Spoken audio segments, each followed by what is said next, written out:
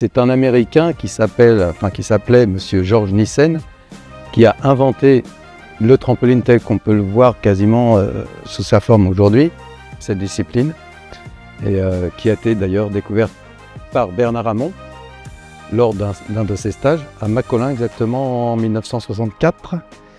Il a découvert la discipline. Il a été rejoint par Pierre Blois, qui était un gymnaste. Enfin, tous les deux, en fait, ont découvert cette discipline en Suisse. Ils ont commencé à mettre en place des entraînements à l'INSEP dans les années 60, 64, 60 jusqu'en 65. Michel Rouquette venait de l'athlétisme, donc c'est un sport complètement différent. Il a découvert ce trampoline à l'INSEP, il a tout de suite accroché. Il est monté dessus, il a lui aussi découvert beaucoup de sensations. Voilà, il a découvert ce sport en se disant c'est ça qu'il faut que je fasse maintenant. Le trampoline français doit pas mal de ses résultats, de sa technique à un homme qui s'appelait Paul Luxon, qui était un Anglais qui a été champion du monde en 1972. Et Paul avait été invité par Michel Rouquette à participer à des stages, justement, des stages d'été avec nous. Et ce personnage, enfin, il avait une technique vraiment très pure qui nous a permis, une fois qu'on l'avait comprise et adaptée et adoptée même, nous a permis d'évoluer bien plus vite. La technique de Paul Luxon était de découper, de travailler par étapes avec une tenue corps particulière. Le trampoline, c'est un appareil qui est constitué d'un cadre métallique, de ressorts qui soutiennent une toile centrale qui fait 4 mètres sur 2. Et cet appareil permet de sauter dans l'air, de rebondir plus exactement, de faire des acrobaties, des sauts périlleux, des vrilles. Où le but du jeu est d'enchaîner 10 figures différentes sur le trampoline, le plus haut possible, le plus au centre du trampoline possible. Alors il y a plusieurs figures, il faut savoir que quand on arrive à haut niveau, on va dire le répertoire acrobatique c'est entre 60 et 80 figures. Mais à la fin du parcours, à très haut niveau, on n'en utilise qu'une vingtaine, mais les plus difficiles. Il y a 3 disciplines, il y a l'individuel, le synchronisé et le par équipe. Nous avions un exercice imposé pour les qualifications. Donc un exercice imposé composé de 10 touches, donc comme le nom l'indique, imposé, donc les mêmes pour chaque gymnaste. Par la suite, nous avions un premier exercice libre, donc que nous composions nous-mêmes, à l'entraînement bien sûr, mais composé de 10 figures différentes, tout comme l'imposé d'ailleurs. On ne répète pas une figure sur un exercice de 10 touches, que ce soit en imposé ou en libre. Il y avait une note de difficulté, une note d'exécution. À mon époque, c'était les 2 seules notes. Voilà, il y a 10 pour l'exécution, c'était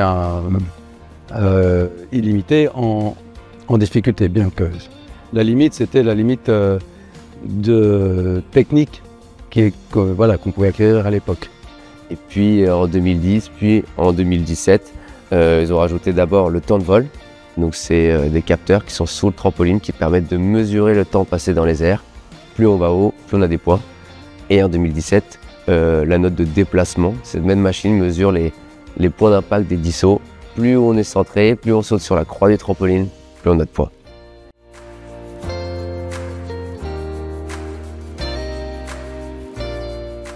Un petit peu par hasard, puisque j'étais au collège Albert Camus en 6e à l'âge de 11 ans. Et rentrant au collège, j'ai cherché une activité sportive en association.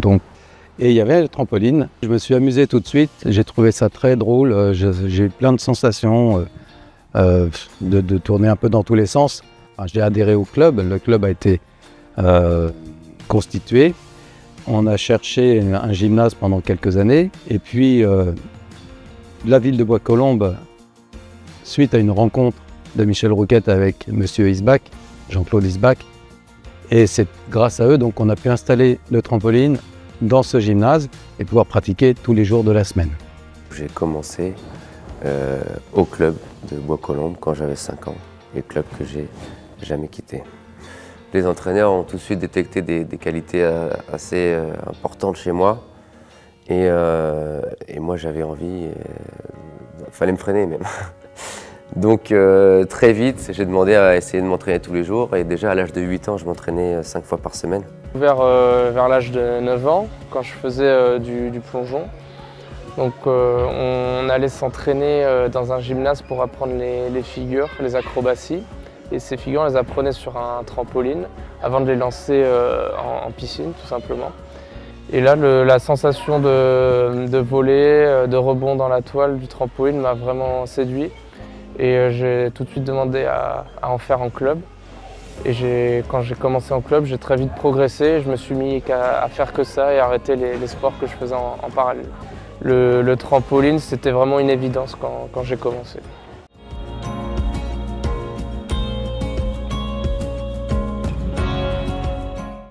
Le Rouquette arrive un jour dans mon bureau en relations publiques. La secrétaire Marie-Jo me dit « Jean-Claude, vous ne pouvez pas, vous êtes obligé de le recevoir. Il est venu en Solex de la Porte d'Italie. Il est trempé. Bon, je le reçois. Bon, ben, je lui dis « Michel, écoute, on va jouer franc jeu. J'appelle le bureau du maire. Tu vends ta sauce au maire. Si le maire plonge, on y va. » Il monte voir le maire. Le maire m'appelle. Jean-Claude Bonté, ça a l'air bien quand même ce qu'il fait. Il me dit, regardez sa feuille, je regarde. Il me dit, il n'y a qu'une chose qui me choque sur ce papier. Il ne demande rien pour lui. Il était bénévole. Et il ne s'est jamais fait rémunérer. Mais en 1973, je suis devenu champion d'Europe en catégorie internationale, catégorie A. Premier titre 74 Johannesburg, Afrique du Sud, 76 Tulsa en Oklahoma. Ça, c'est les deux victoires les plus importantes, les deux champions du monde. Le premier, en 74, c'était un petit peu comment dire, une surprise. On n'allait pas sur ce championnat pour prendre le titre de champion du monde, mais pour faire la meilleure place possible. Et il s'est avéré qu'à l'issue des deux exercices de sélection imposés et libres, j'étais 2/10 du premier. Voilà, donc la finale, tout se jouait au moment de la finale. Alors ce qui s'est passé, ça c'est un souvenir qui me reste, et pendant cette finale, c'était donc à Johannesburg, dans un gymnase avec un toit en tôle ondulée, un petit peu comme celui-ci. Et il y a un gros orage qui s'est déclenché au moment de ces finales. Ça tombait très fort sur la tôle ondulée, ça faisait énormément de bruit, il y avait des éclairs, des coups d'orage de temps en temps. Bon. Et à mon niveau, ça m'a plutôt dynamisé, j'allais dire électrisé, sans faire de mauvais jeu de mots avec les éclairs, mais c'était un peu ça. Parce que quand ils sont en compétition, qu'on est dans les gradins, souvent ça joue à rien. On est tous la tête dans la serviette, on ne les regarde pas. On écoute le bruit de la toile et on compte les 10 touches. Et tant qu'ils n'ont pas fait les 10 touches, on est sous les serviettes et là on se libère et on regarde les notes. Et Richard a eu le titre ex-aequo avec le Russe. Et c'est la première fois qu'il y avait un ex-aequo. Et je me suis retrouvé, moi, à Califourchon, sur le dos de l'entraîneur russe. Après cet accident à Newcastle en Australie, là, où j'ai eu 2 entorses des chevilles, il y en a une qui s'est remise à peu près bien, et l'autre qui était toujours douloureuse. Malheureusement, avec ces douleurs, j'étais limité. J'ai pas bien terminé mon championnat d'Europe à Bois-Colombes, malheureux. C'est dommage parce que c'était à la maison. J'ai commencé à me poser des questions sur mon avenir de sportif, de trampoliniste. J'ai fait 81 dernier championnat, et par la suite j'ai décidé de m'arrêter, en tout cas d'arrêter ma carrière de trampoliniste dans l'équipe de France. La première qui m'a marqué, c'est quand à 11 ans, donc je participe à ces championnats du monde en moins de 12 ans, et avec Grégoire Penn, on gagne l'épreuve synchronisée. C'était au Canada, à Vancouver. Et donc là, alors déjà, premier grand voyage, participer à une compétition mondiale, on découvre la concurrence, je n'avais aucune idée. Et là, découvrir qu'en fait, on fait partie des meilleurs du monde, parce qu'en individuel, je fais 4e. Championnat du monde en France. Je n'avais jamais fait de championnat du monde en France.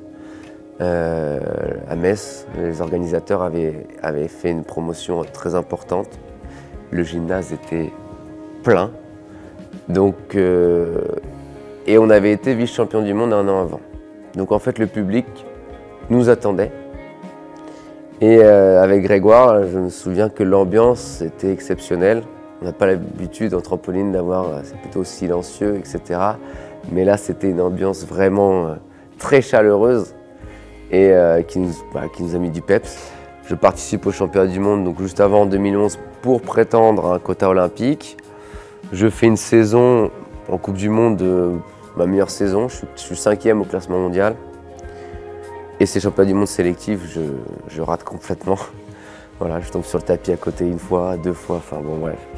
Donc voilà, j'hypothèque toute chance de participer au JO de Londres. Et donc là, voilà, là c'était vraiment très dur. À ce moment-là, je me pose la question de est-ce que j'arrête, je fais autre chose, qu'est-ce que je fais? Je décide de faire, donc je le vends à ma fédération, de faire un tour du monde des centres d'entraînement en solitaire, découvrir les cultures des pays, découvrir la culture de leur entraînement, etc. Et donc au retour de ce tour du monde, j'ai dit non, mais avec tout ce que j'ai appris, tout ce que j'ai vu, je veux repartir. Et donc ça a été le début de ma domination française qui m'a amené jusqu'aux Jeux Olympiques de Rio. On a ce titre de champion du monde par équipe, donc ça je pense c'est vraiment, c'était magique, c'est un moment qu'on n'oubliera jamais. Il y a eu le titre par équipe aussi au championnat d'Europe, mon titre de vice-champion d'Europe individuel à la même compétition, donc là c'était beaucoup d'émotions en 2022. Et puis aussi une autre médaille qui m'a beaucoup marqué, c'était ma première médaille au championnat du monde en synchronisé en 2021.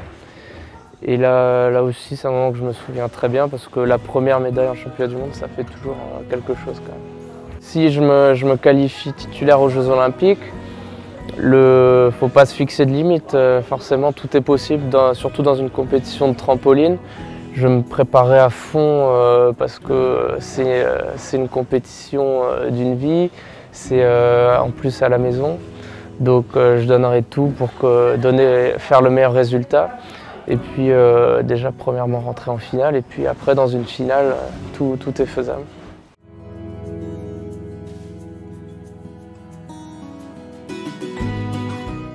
Michel est vite devenu un peu plus qu'un entraîneur. C'était aussi bien un confident qu'un plus ou moins tuteur un petit peu à certains moments, qui remplaçait un petit peu l'autorité parentale. Il a développé un esprit d'équipe, mais vraiment d'équipe en tant que tel, presque un esprit de famille. C'était quasiment, cette équipe de trampoline était notre deuxième famille à tous. Moi je suis arrivé à 5 ans, c'était Christine Blaise et ça aussi c'est une belle histoire parce qu'elle m'a entraîné pendant presque 30 ans. C'est elle qui m'a tout appris sur le trampoline, mais aussi en dehors. Le destin, c'est que le jour où elle, au bout de plus de 30 ans, a entraîné du haut niveau, elle a décidé de passer à autre chose et j'ai été son successeur. Voilà. Et ça, c'était pas du tout calculé, c'était pas, ça s'est fait comme ça. Par rapport à mon profil, la connaissance du groupe, la connaissance de l'environnement. J'étais moi athlète à l'INSEP, j'ai été positionné à l'INSEP tout de suite en tant qu'entraîneur. En fait, il s'est passé 4 mois entre le moment où je suis passé du statut de partenaire d'entraînement et compétiteur à entraîneur de ce même groupe. Et avec mon entraîneur actuel, Sébastien Martini, forcément on se connaît en tant qu'athlète avant. Donc lui, c'était vraiment l'ancien quand moi je suis arrivé en équipe de France. Donc j'ai toujours cette oreille attentive de par son expérience et son expertise technique. Donc je l'écoute beaucoup avec attention. Et l'ancien entraîneur du pôle, Christine Blaise, qui m'a apporté beaucoup de rigueur parce qu'elle imposait un respect que naturellement que peu d'entraîneurs pouvaient inspirer, je trouve. Et elle m'a apporté, je pense, une rigueur au quotidien, une méthode, une discipline. Et elle a su m'amener au niveau senior. Voilà. pour faire preuve de crédibilité. C'est la première des choses. C'est-à-dire que quand on entraîne des sportifs de très haut niveau, ne pas être crédible, c'est très rapide, c'est très simple. Donc ça, c'est la première des choses. Garder une cohésion de groupe, ça aussi, c'est difficile. Et puis après, c'est ces moments uniques. À chaque fois qu'un trampoliniste réalise une performance qui, lui, le rend heureux, vous êtes récompensé.